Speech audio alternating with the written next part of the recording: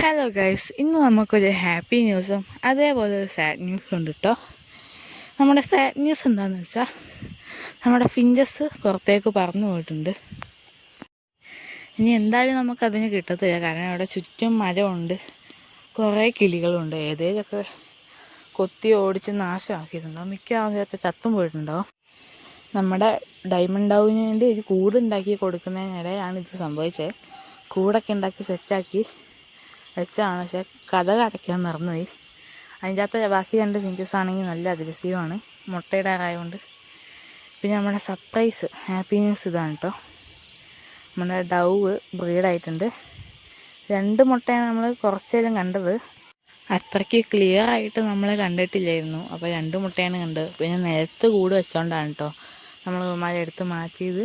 അല്ലെങ്കിൽ ചിലപ്പോൾ മുട്ടയ്ക്ക് ഡാമേജ് ചെയ്യാൻ ചാൻസ് ഉണ്ട്. ഇവിടെ ഓട്ടയൊക്കെ ഉണ്ട് കേട്ടോ.